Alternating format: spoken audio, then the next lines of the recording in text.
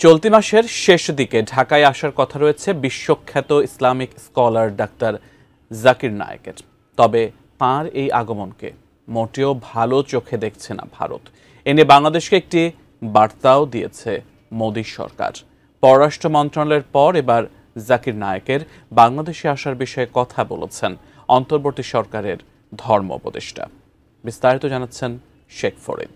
ইসলাম এসেছে মূল শব্দ সালাম থেকে। আগামী ২৮ নভেম্বর বাংলাদেশ সফরে আসছেন জনপ্রিয় ইসলামিক বক্তা ও গবেষক ডাক্তার জাকির নায়েক। তবে ইসলামিক এই চিন্তাবিদের ঢাকায় আসা মোটেও ভালো চোখে দেখছে না মোদী সরকার। কারণ জাকির নায়েকের বিরুদ্ধে ভারতে একাধিক মামলা রয়েছে। বাংলাদেশের কাছে মোদী সরকারের আশা জনপ্রিয় এই ইসলামিক বক্তা ঢাকায় পা রাখলেই তাকে যেন ভারতের হাতে তুলে দেওয়া হয়। বিষয়টি ভারতীয় গণমাধ্যমকে জানিয়েছিল দেশটির পররাষ্ট্র মন্ত্রণালয়।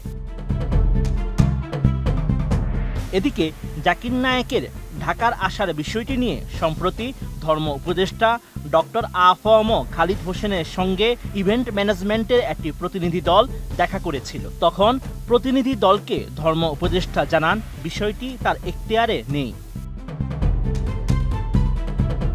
কেন তার এখতিয়ার নেই ব্যাখ্যা করতে গিয়ে খালিদ হোসেন জানান, জাকির সাহেবকে যারা আনতে চাচ্ছেন তাদের একটা দল ধর্ম মন্ত্রণালয়ের সঙ্গে দেখা করেছে। তিনি তাদেরকে বলেছেন এটা ধর্ম মন্ত্রণালয়ের ব্যাপার নয়।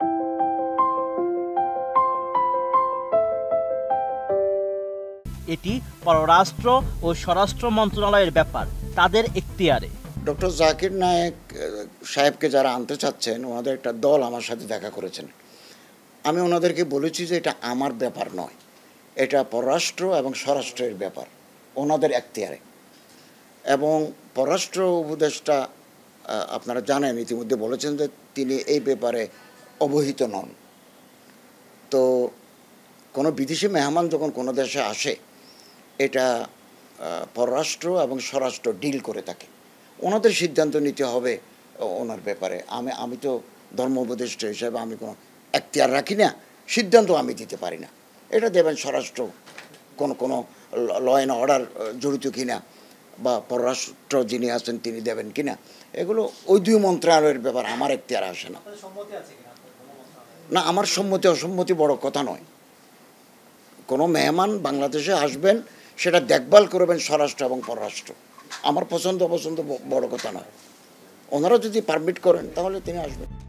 ইসলামিক চিন্তাবিদের সম্ভাব্য বাংলাদেশ সফর নিয়ে ধর্ম উপদেষ্টার আগে কথা বলেছে পররাষ্ট্র মন্ত্রণালয়। মুখপাত্র এস.এম. মাহবুবুল আলম জানান, ভারতের পররাষ্ট্র মন্ত্রণালয়ের মুখপাত্র একজন ধর্মীয় ব্যক্তিত্বের সম্ভাব্য বাংলাদেশ সফর প্রসঙ্গে যে মন্তব্য করেছেন তা ঢাকার নজরে এসেছে। তারাও বিশ্বাস করে কোনো দেশের অন্য দেশের কোনো অভিযুক্ত বা পলাতক ব্যক্তিকে আশ্রয় দেওয়া উচিত নয়। এর আগে এক সংবাদ সম্মেলনে ভারতীয় পররাষ্ট্র মন্ত্রণালয়ের মুখপাত্র রণধীর জয়সওয়াল জানান, জাকির নায়েক একজন পলাতক আসামি, তিনি ভারতে wanted.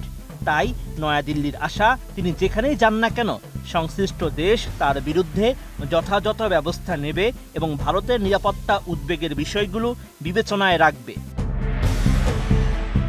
Sheikh Farid, ATN news.